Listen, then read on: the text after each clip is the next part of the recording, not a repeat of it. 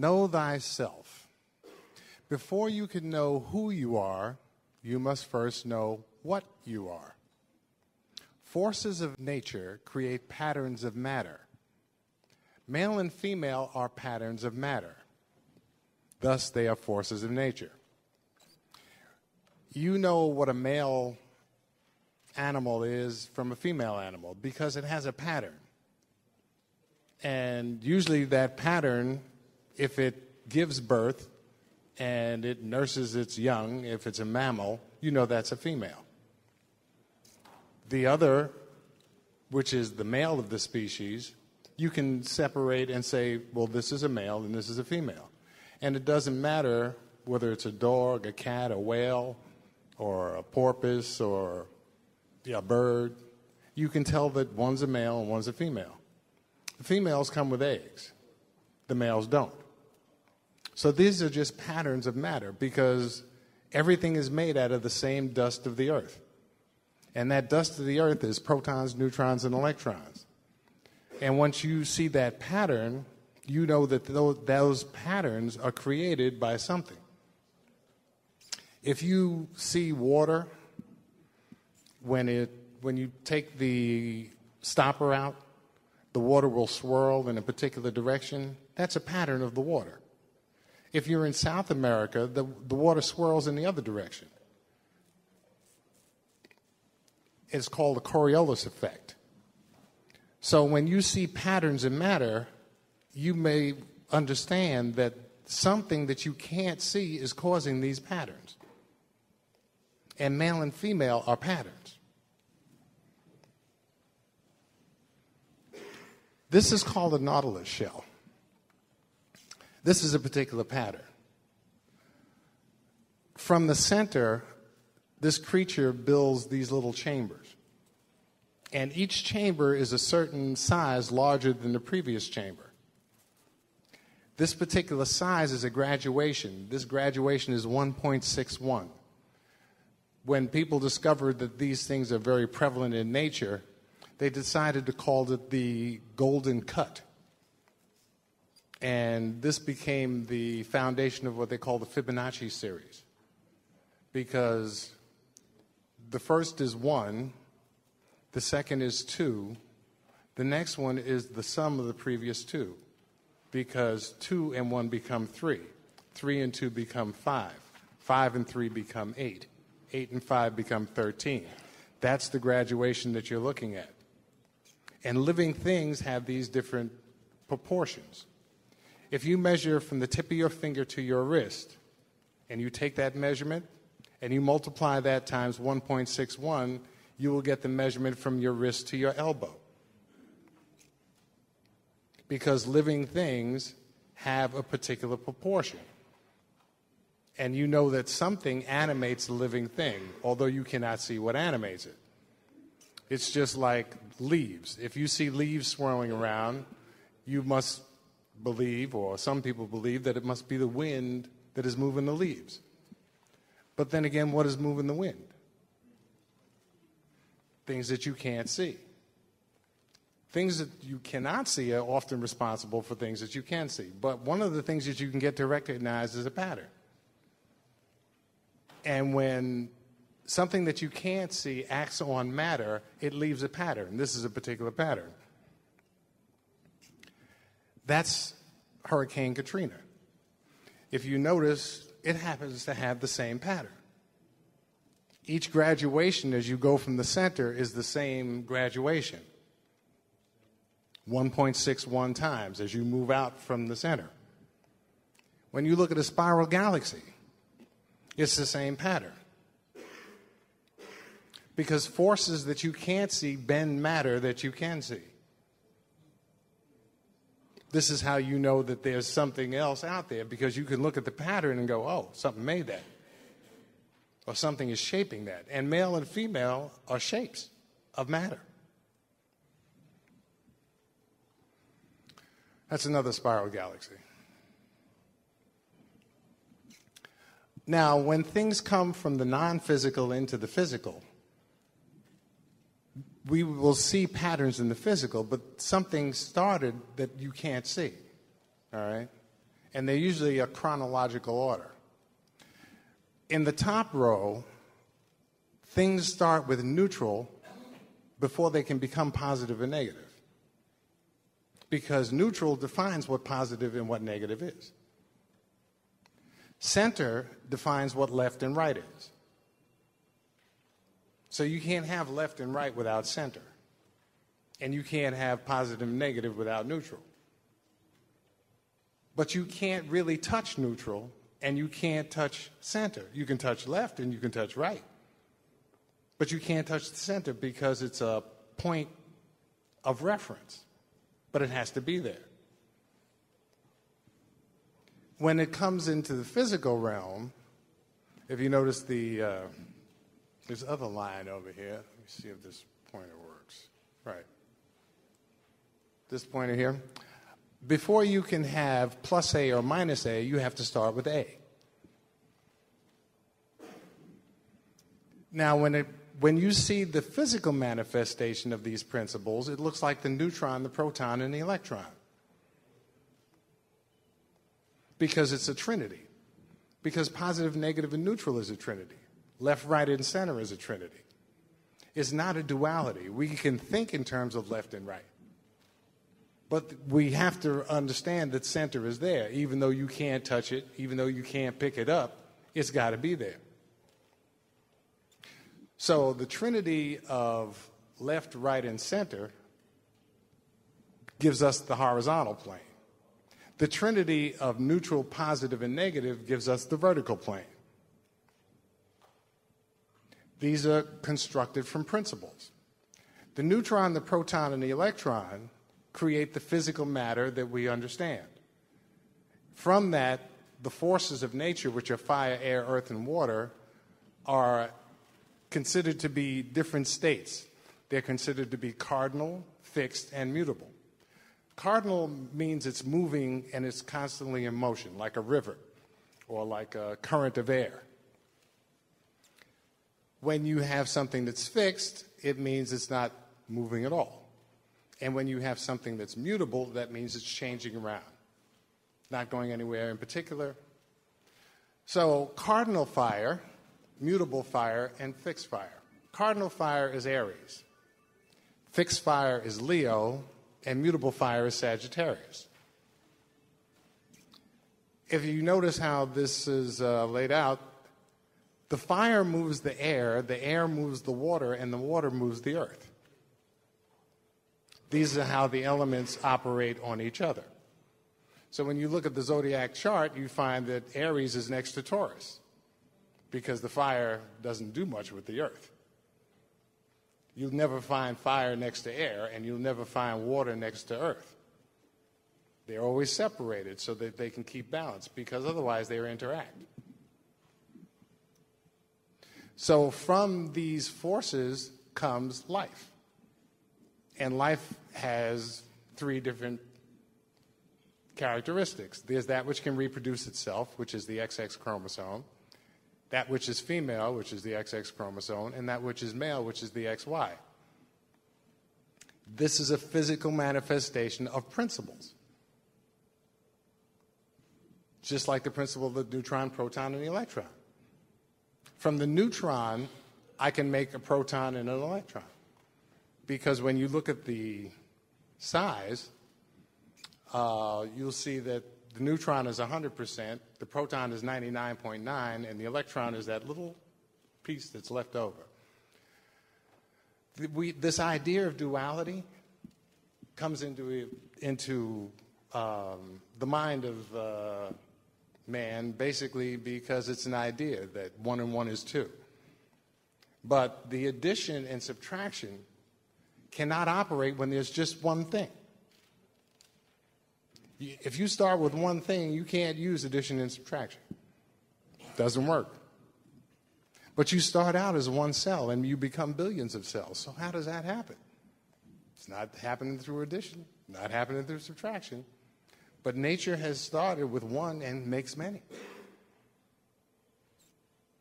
So when you think of duality as just being two things, usually you have the phrase and. It says the world of duality requires a fulcrum point known as and, please feel free to add the following.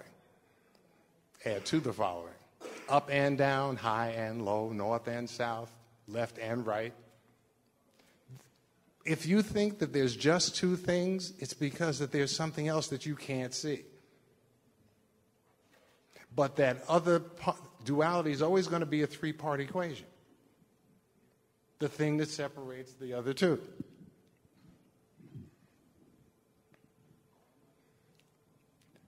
The fact that we're a manifestation of that, it's like before we come into existence, we spend 9 months in the womb and we're not breathing. And then when birth happens, we take our first breath. And many times for most of our life, we think of breath as being inhale and exhale. But there was the original state that you were in before, which was holding your breath. So there's a trinity of states. Hold your breath, inhale and exhale. And you started with hold your breath. So we manifest this same principle. This is another example. From the top down, this is if you take the neutral and you put it in the center, you're going to have left and right or positive and negative. When you have a scale, you might have one thing on one side and one thing on the other, but in the middle, you have to have the fulcrum in order for the scale to work. So you may just observe the two sides, but then again, without that fulcrum, that scale doesn't work. So it's always going to be three parts. Dualities continue to be a three-part equation. So don't get caught in the idea that there's just two things.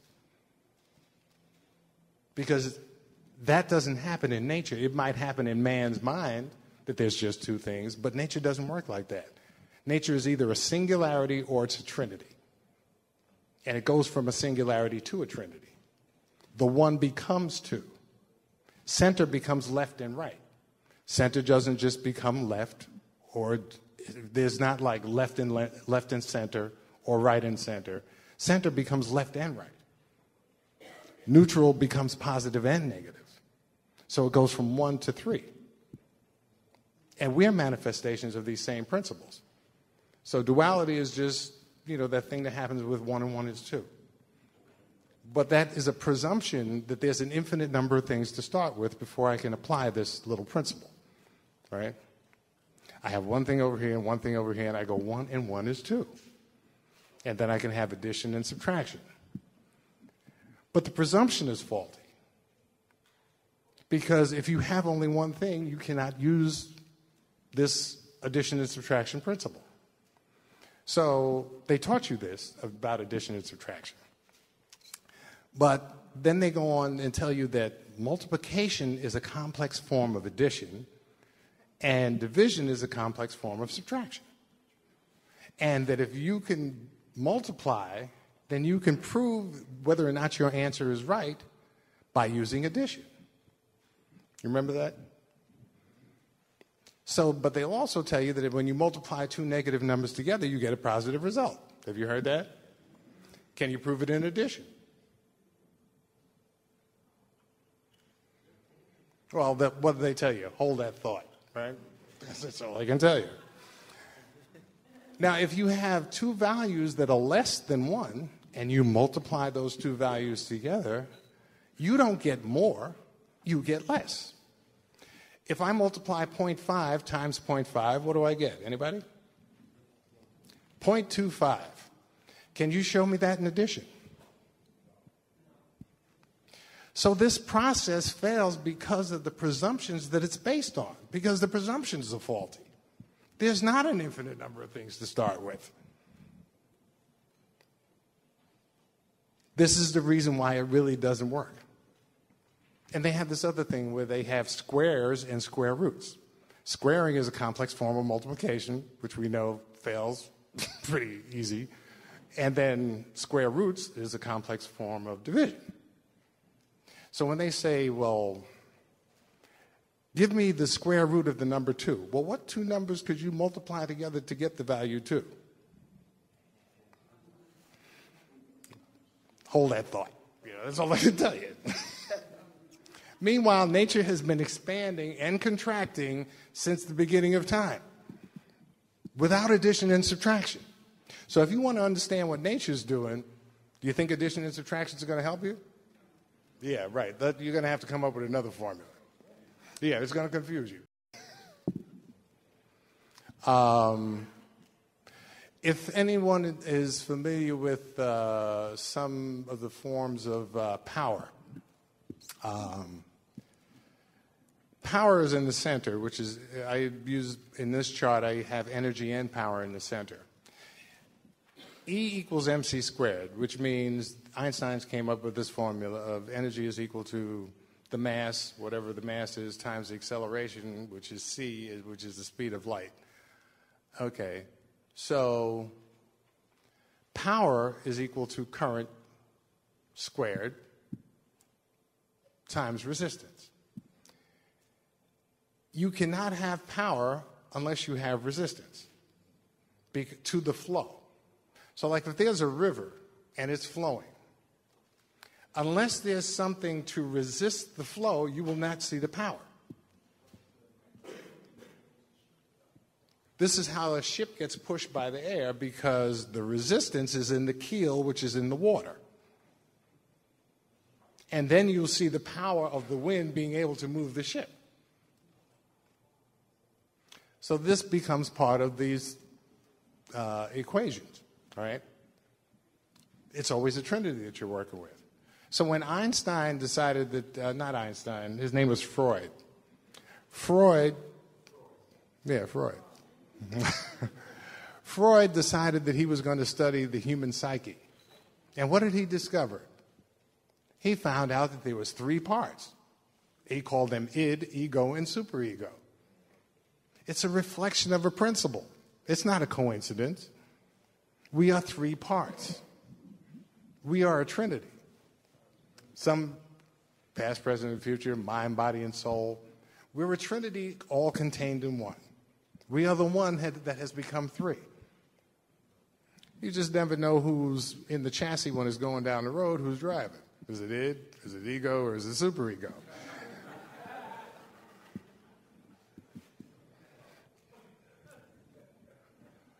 When you look at the neutron, the proton, and the electron, they have what they call an atomic weight.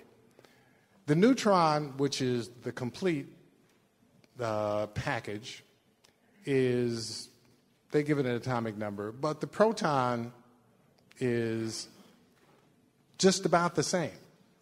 There's just a tiny little particle missing. And the electron is almost invisible. Do you want to see where that reflection of that principle comes in? This is the sperm and the egg. The ratio of the sperm to the egg is very much like the ratio of the electron to the proton. One might think it's a coincidence, or one might think it's a reflection of a principle. But the way we're designed, the human female comes with 600 eggs in each ovary when she's born. Each egg has one DNA message. Now, this one DNA message is got the building blocks of life. So now a male in one ejaculation has anywhere between 300 million to 500 million DNA messages. She has one, he's got 300 million to 500 million. Why does he have so many messages? Because these are the last messages. These messages contain the last thing he heard, the last thing he saw, the last thing he smelled, and the last thing he touched. She has a message that goes back from the time of her birth, which is an old message. He has the latest there. This is the reason why 2 people who have AIDS can give birth to a child who doesn't have AIDS, because of this same process. Because this process of updating. Because if the egg were just to divide itself, then it would be getting no new information into the system. because that's an old DNA message that she has. She was born with that DNA message. He, on the other hand, has been the scout to go out, find out what's going on, and report back what the situation is out in the territories, so that the new form of life knows what's going on. That's the way the design works.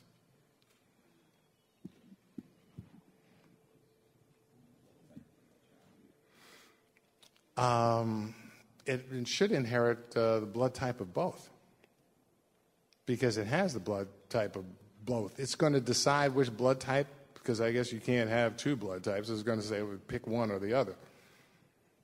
And I guess maybe it has to be with one was more dominant than the other. It's probably a number of different factors. I'm not sure exactly which. But the fact that the body has different cells in the body, all right? Each cell is supposed to have 46 chromosomes, 23 from the male, 23 from the female. So generally speaking, every cell in the body has 46 chromosomes, except for the sex cells, because the sex cells have to have 23 chromosomes just so that they can accept another 23 from the other donor. So the body has to go through a process called meiosis, which takes a 46 chromosome cell. Then it does this little thing where it does a divide and a copy, so that it breaks the 46 down into two 23 chromosome cells. Sometimes this process does not work well, and what you wind up with is an egg that has 46 chromosomes, because it didn't do the divide and copy right.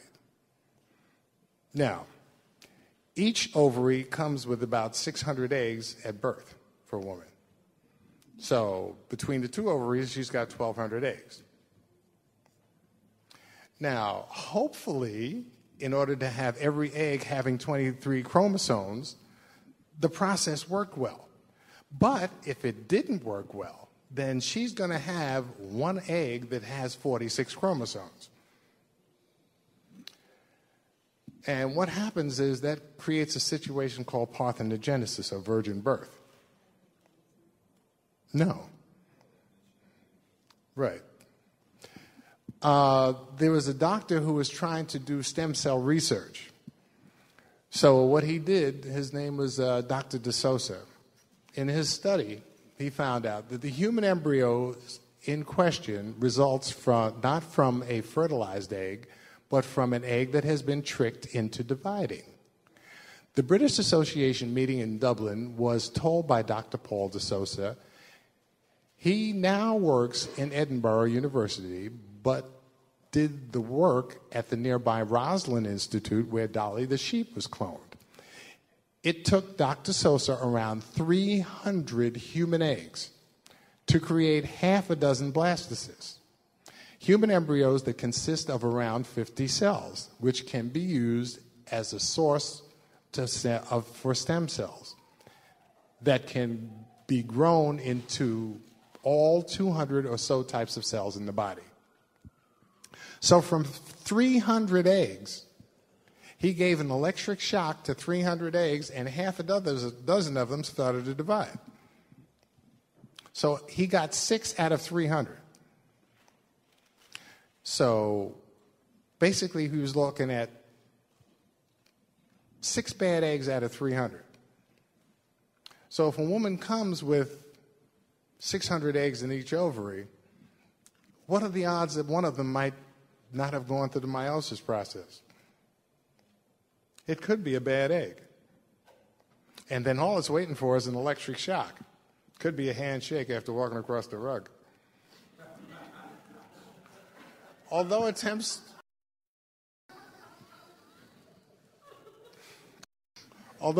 to grow stem cells from the blastocysts have not yet succeeded, as they have in no human primates, Dr. De Sosa was confident it was only a matter of time. The embryos were grown by a process called parthenogenesis, which means virgin birth in Greek. Virgin birth is not unusual. Virgin births for the giant lizards. They had these lizards in these zoos. They call them Komodo dragons. Yeah. And they kept these lizards by themselves, and they were pretty sure they were female. And then all of a sudden, she was pregnant. They went, how did that happen? There have been 2 reported cases of Komodo dragon virgin births. Komodo dragons, the largest lizards in the world, are capable of virgin births. Scientists report of 2 cases where female Komodo dragons have produced offspring without male contact. Tests revealed their eggs had developed without being fertilized by sperm, a process called parthenogenesis.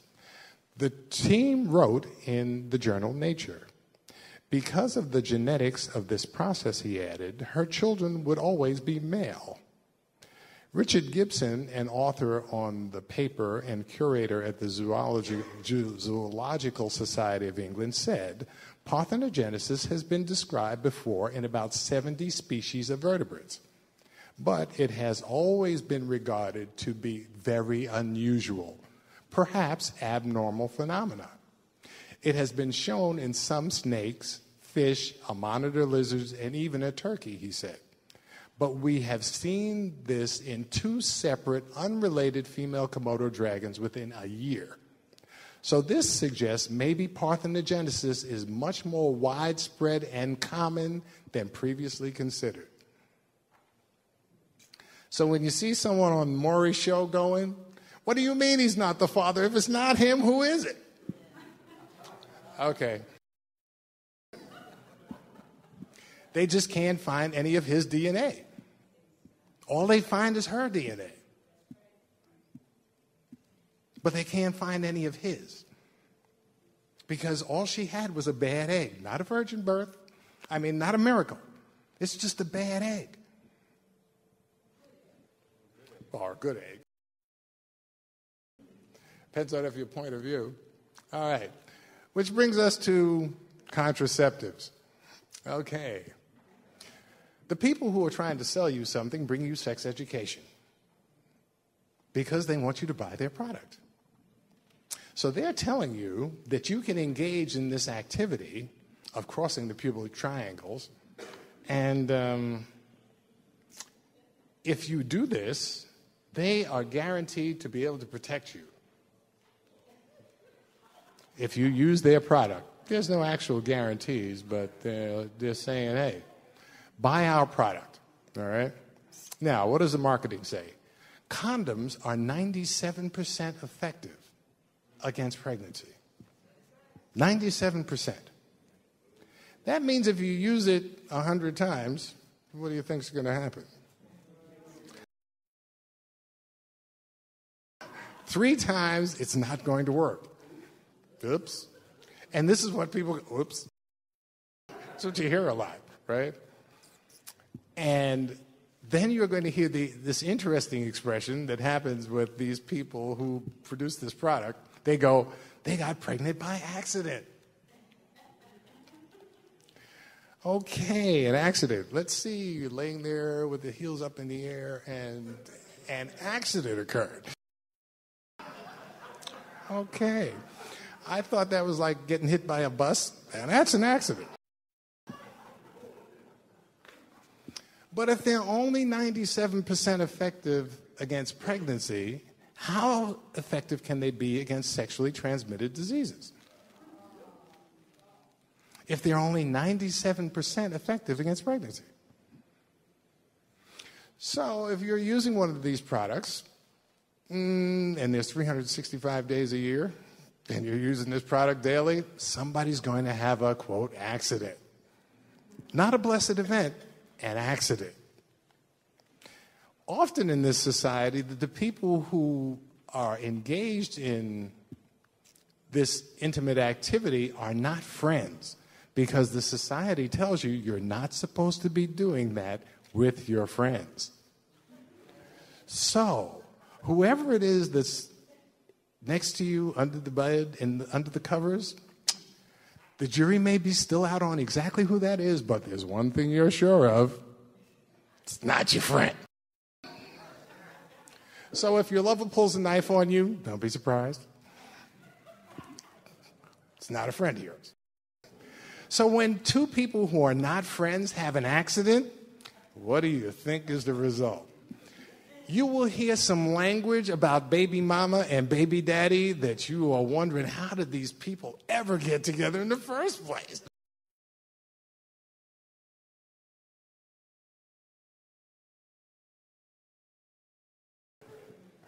Meanwhile, when you go to people who have been married 50, 60 years, they go, what's the secret? What's the secret?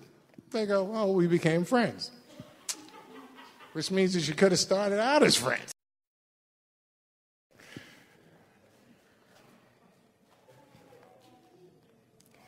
Procreation and recreation. So the people who are trying to sell you this product say that you can engage in procreation as a form of recreation.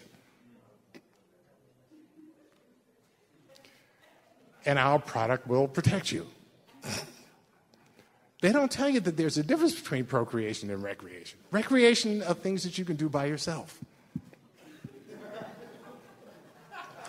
Procreation, though, you need somebody else. You need a partner for procreation, in some cases. Remember we talked about virgin birth. But in most cases, you can do recreation by yourself. But they wouldn't be able to sell their product if they were to tell you that.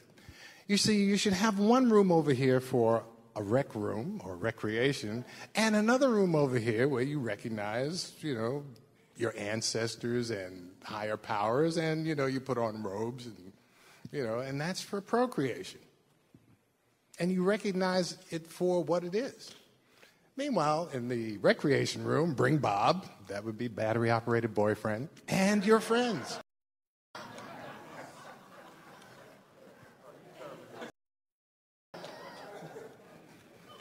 I can't speak of anybody else's experience, but I discovered orgasm when I was 9.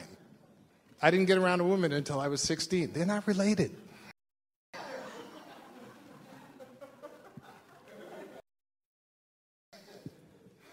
Things that you can do by yourself.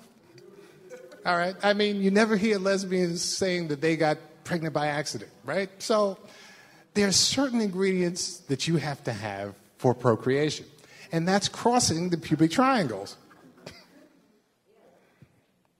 Right? Right. The bottom-facing triangle is, what is that, the female? No, the up-facing triangle is the male, the phallus. Right, and right. Once you cross the pubic triangles, you will create the energy necessary to open the gateway so that something from the heavens will manifest on earth. Right, that's how we get here, right? The womb is the doorway from the heavens to the earth. And by crossing the pubic triangles, that is like opening the doorway. Our ancestors understood this. And this is why they had planning, and this is one of the things that they had where they had marriages were scheduled even before people were born in many cases. And there were a number of reasons for that. Because through heritage and inheritance, you pass down land and you pass down property and you pass down wealth. So many places in the Bible it says, and I will give thee all of these countries. Well, if I give somebody a country and they want to keep that property within their family, they have to marry within their family. Because as soon as they marry outside of their family, then they're going to lose that wealth and power through the elements of heritage and inheritance. There was a guy who was scheduled to be the King of England, and he decided that he wanted to marry a commoner. And he went on and married a commoner. He was disinherited. This is the reason why family planning was done.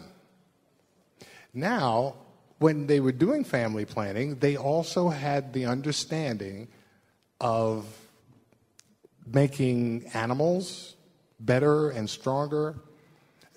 When you read the story of Jacob and his encounter with his uncle in the Bible, in the story, where he changed all of the herds to spotted by his genetic manipulation?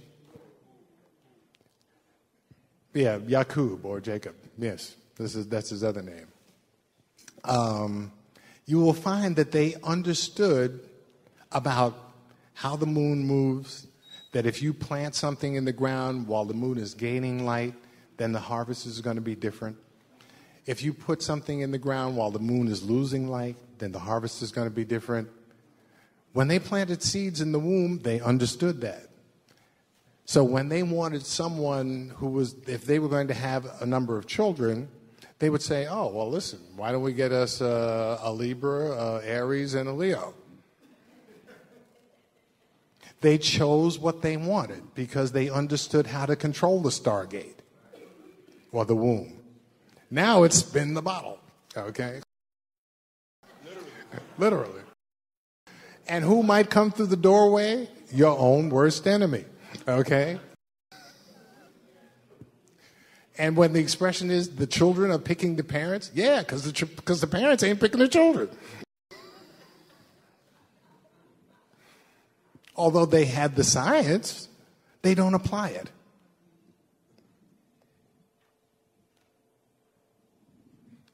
Grooming behavior. Once a mammal is born, if it doesn't have a loving touch, it'll die. Why? Because the best embrace that you will ever have is being in the womb where you're surrounded by 98.6 flesh. That's the best embrace you'll ever have. And it's downhill from there once you leave. Once a mammal is born, if it doesn't have a loving touch, it will die.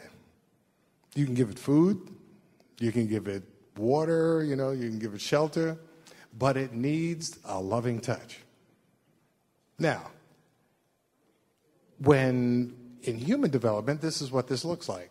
A child would get a good deal of skin-on-skin or loving touch behavior from the parent once it's born. But as soon as it begins to develop its reproductive body, then the message is, no more lap time. Now, if you want to have a loving touch, you have to commit some sexual act. Meanwhile, nothing else on the planet is taught that, except for us. So if we want to have a loving touch, usually we wind up having accidents, okay? Just trying to get a loving touch. Meanwhile, look at this character here, the one in the middle. He's got his eyes closed. Who are those people that are around him? Those are the ones who love and care for him. What does that look like in our development? Let's see. Once you come out of the room, you meet and become social. You meet other people. There are those who you love and who love you. When you're playing in the sandbox, you meet different other children playing in the sandbox. You go on to roller skate together. Some people you can go to the pool with. Some people you can go to the movies with. Some people on the seesaw with. And usually the experience is that all of these people that are in your life are not the same people to do everything with. But these are people who love and care for you and who you love and care for. But the way it used to be when parents or the elders planned for marriages, because when the elders would get together at certain times of the year, they would go, It was usually the ones who were doing the form of family planning, and it kind of went like this. Barbara, our midwife, is getting old. We're going to need another midwife. Let's see your hands. You've had small hands, and she has small hands. All right? You two will give us a midwife. I will help teach him this, that, and the other. You will help teach him about the herbs, and you will help teach him about the science of this, and you will teach him about the science of that. So who's going to help you to raise this child? All the people who have been in your life, right? Those guys right there. Right. Those are the people who will never leave your life. They love and care for you, and you care for them. They are the ones who are going to help you raise that child.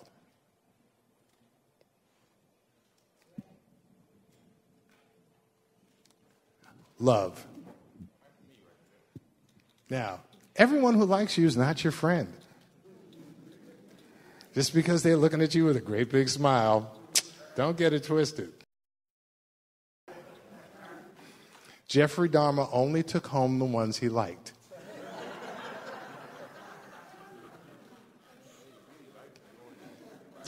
He liked them. It depends on how you're treated, not whether or not they like you. Everything that's in a cage is usually there because something likes them. Say, I like you. I want to take you home with me, chain you to the radiator. You're my favorite. Got to watch out for that.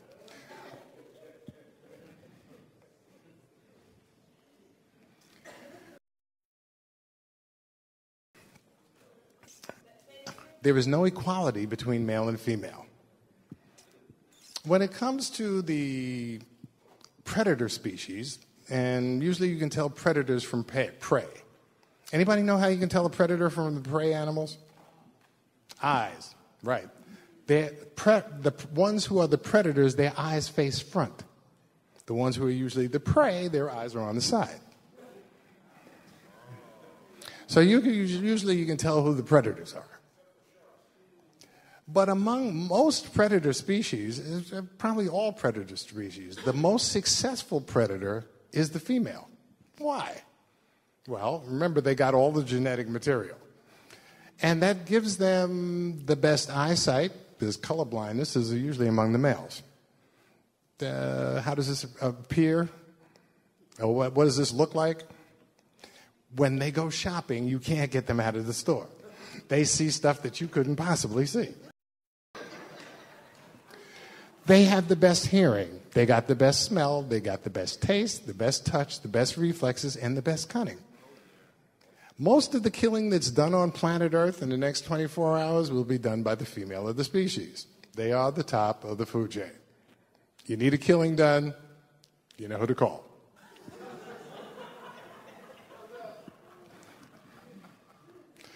They are natural-born killers at birth. And once they bear their young, they're even more focused and motivated. The embodiment of the nurturing mother and the black widow, all in one. Anybody seen the movie The Gladiators? With Russell Crowe?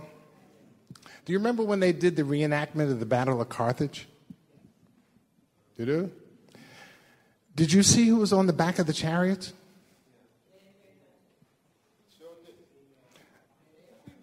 These are the Nubian archers. The Nubian archers were legendary for their accuracy when it came to using a bow and arrow and their ability to kill or maim or wound or, if they wanted to play. But, yeah, that was them. You want a killing done? Get the best predator to do it. The men in the Orient had to pass laws that women could not carry swords.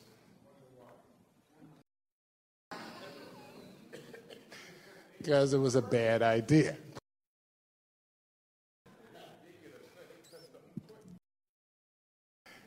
If you give the most successful predator a weapon, and you have a weapon too, and you're not the most successful predator, and they know how to use it, it doesn't look good.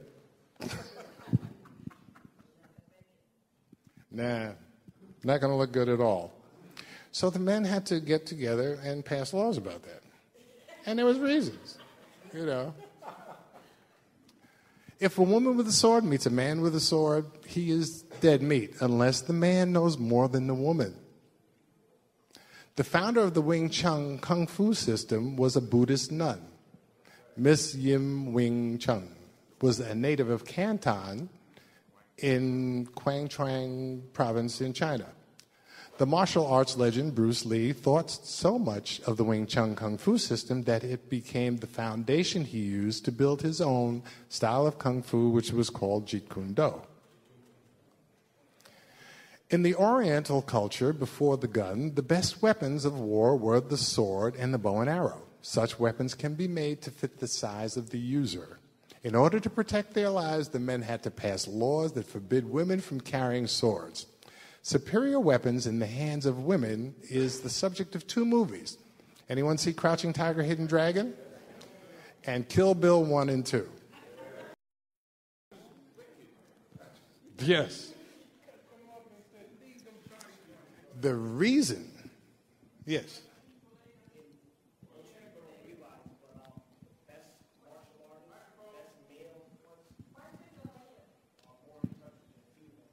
Because we're on the radio, we're going to have you step up to the microphone and ask the question. So just take notes, write them down, so you remember to ask them. What women used to do was cheat. They would dress up like a man and pick a fight.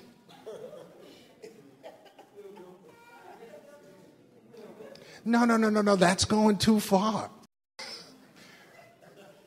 Because if a man sees another man, it's no big deal. I got my sword, you got your sword. But if they start to, and then you find out it's a woman, they used to do that. In the movie Crouching Tiger, Hidden Dragon, remember when she dressed up like a man?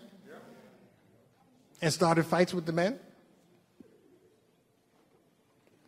And then you got a raven female that's on PMS to deal with. That ain't good.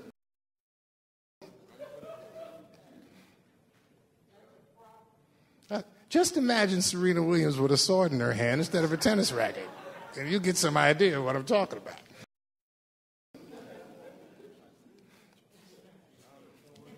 Dangerous. Now, the wrap. Among spiders, all right, spiders that build webs are blind, okay? They can't see. So in order to catch their food, they make a web. Because spiders that can see, they just run up and grab it, whatever their food they are. So what has to happen is, in order for the male of the species to approach the female, he has to go and stroke the web and give a sound and a vibration to calm and soothe her so that he can approach her. Otherwise, he's just going to be lunch. So this idea of sending vibrations to the female to be able to calm her down goes back a long way. Just in case you have not clear, that's the male of the species right there, and that's the female. So, yes. You tread lightly is one of the expressions. Right. And it's the wrap that will allow you to go home. Hopefully she's hungry and it's quick. Because if she's not hungry, she'll just play with you to death.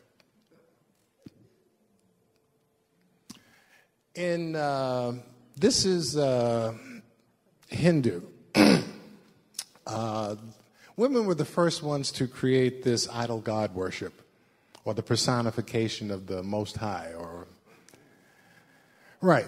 And this is the personification of a goddess by the name of Kali. Notice around her neck she has heads. And for her waistband she has arms. And in one hand she's got a sword, another hand she's got a trident, and she has a cup to catch the blood when she cuts the head off. Yeah. No. Mm-mm.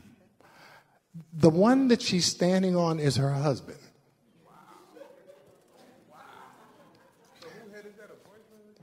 Well, somebody she's not happy with. In the Hindu religion, demons were considered to be the male of the species. But this is when there was a matriarchy. Because this is like 40,000 years ago. Before God became a man, God was a female, according to them. Yes. Right above her head? Yeah. But if you notice what he has in his hand, in his right hand he's holding a drum. Can you see that? He's holding a drum. No, in order to calm her savage rage, the only thing that'll do it is music. That's why he has the drum. Remember, what was the movie, Avatar? Remember The Color of the People? Right, because in the Hindu, blue was signified as a divinity. That was the color of the skin. They were blue. And there you see her husband playing the drum, and she drops the sword and starts to dance. And notice, and a lot of times, Kali is depicted as a sister.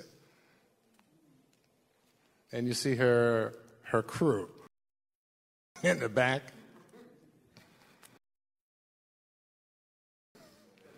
Yeah, they just go out on the killing rampage, and if they don't hear the music, yeah, right, yeah. So bring your drum. What is that by the feet? Huh? By the woman's feet, what is that? That's a sword and a skull. On the other side. On the other side. Oh, that by the man's feet. That's her husband. This guy character here. And that's a lion cloth or a dead, looks like a dead leopard or something like that with spots. There was a group of women warriors called the Dahomey. And the king of the Dahomey had them as guardians of the palace. There's a book called Amazons of Black Sparta by a guy named Stanley Alpin. And it's an excerpt from the book says, the arrival of the French. The French mainly saw and dealt with the palace guards while trading in slaves and other products. They saw that this group of women held a certain reputation of being strikingly beautiful and brutally loyal. The women could complete moves and shots in 30 seconds with flintlock rifles, having absolute precision in hitting targets.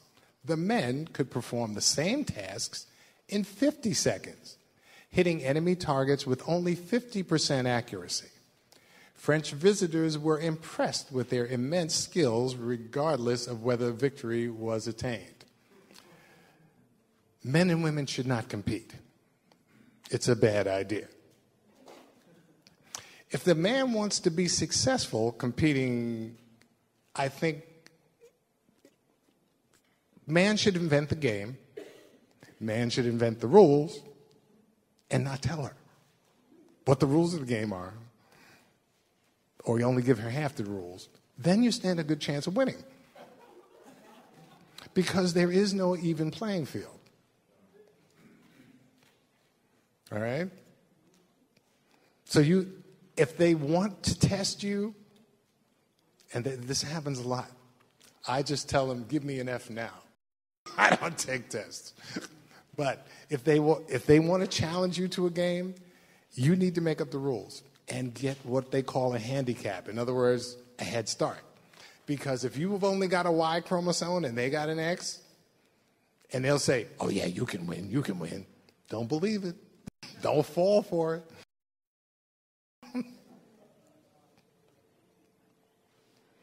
Muammar Gaddafi, he took a page out of the Dahomey book. Do you know his bodyguards are women? Yeah, right. Well, they're the best ones at it. Notice any similarities here? That's Kali on the right, and that's the Dahomey warrior on the left. What do you see as similar? Yeah, the head, right. Taking heads.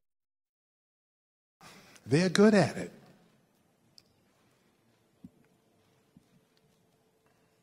This is Durga. This is this is the idol god worship that women created about 40,000 years ago.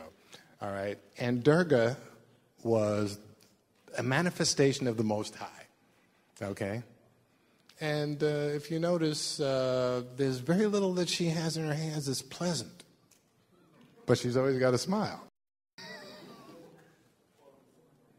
This was before the 5th century. Remember, the word God came along in the 5th century which is around the year 400, and it came from the German word good. And it was a transitive verb.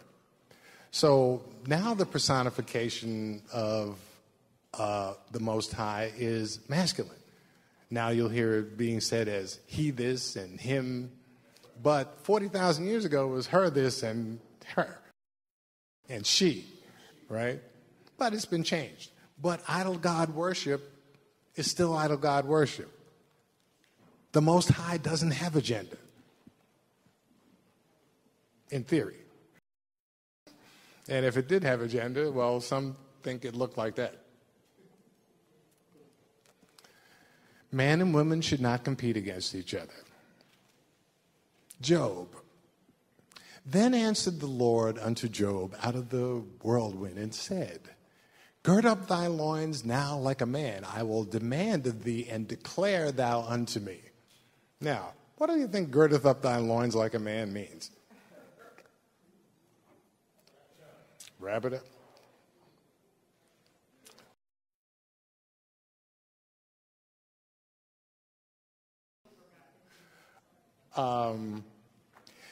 Men and women were separated, okay? Men had their thing and women had their thing.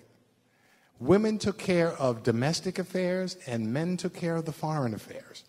Men had to do with trade, whatever was happening within the country, the women took care of that.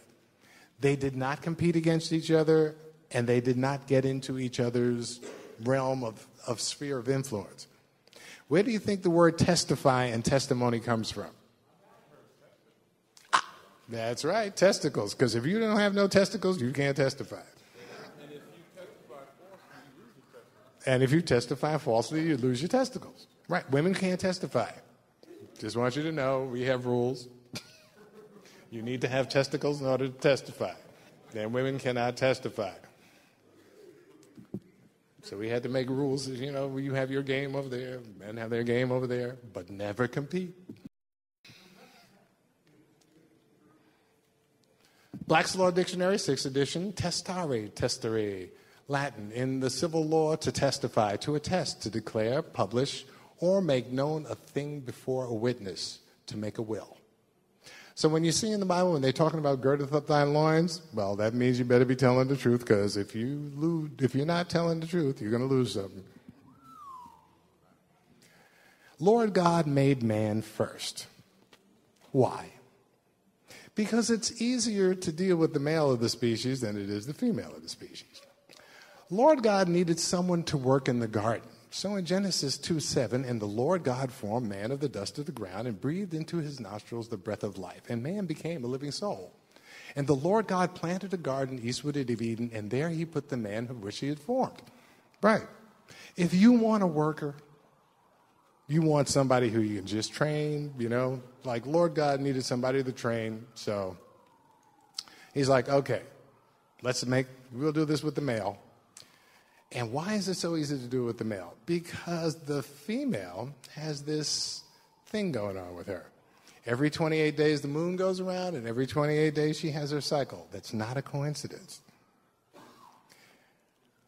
It is much easier to get a male to cooperate than a female. In the case of the woman, she has a 28-day cycle, and the moon has a 28-day cycle. This is no coincidence. PMS gives meaning to the term lunacy. Lunacy. Insanity, especially insanity relieved intermittently by periods of clear-mindedness. See symptoms at insanity. Synonyms at insanity. Thank you. A, great or wild foolishness. B, a wildly foolish act. Archaic meaning, intermittent mental derangement associated with the changing phases of the moon. Now, why would you want a worker like that?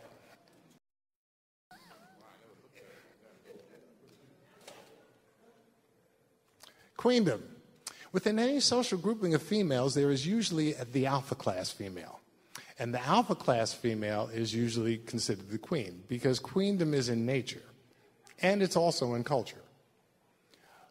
But one thing that does not cross the line from culture to nature is kingdom. There is no king bee, there is no king ant, there is no king termite. Among bees, there is one queen to a hive. That is the alpha female. Before the end of her life, the worker bees, which are female, feed royal jelly to a number of eggs in order to produce a new queen. The first queen to hatch kills the other queens. Queens are also found among ants, termites, wasps, and hornets. The alpha female wolf is the only one that gives birth. And in nature, it's mostly a matriarchy.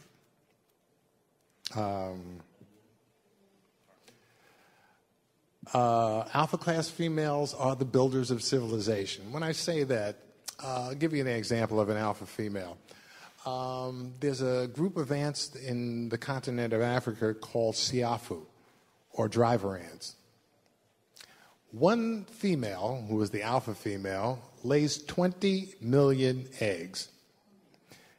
These soldier ants, worker ants, and she knows everybody.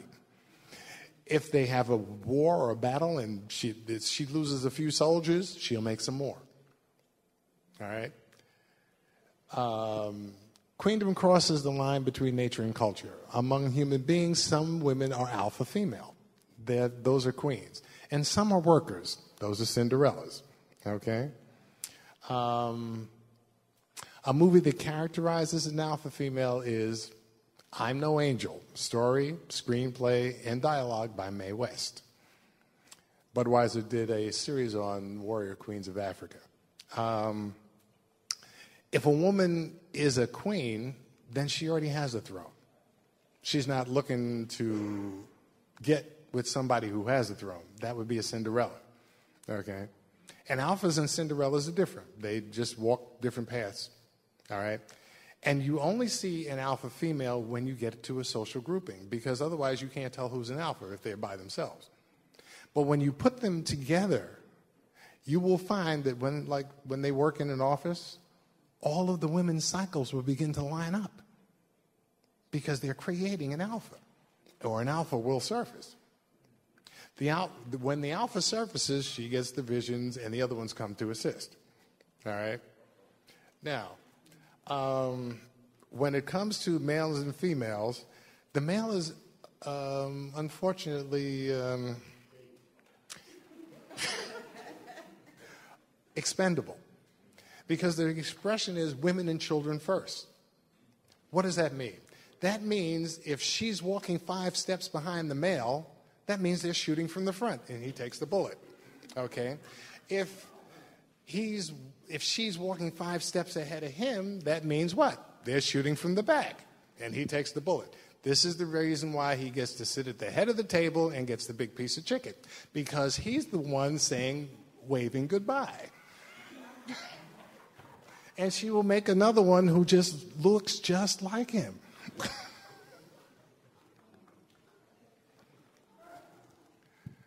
And that ends presentation.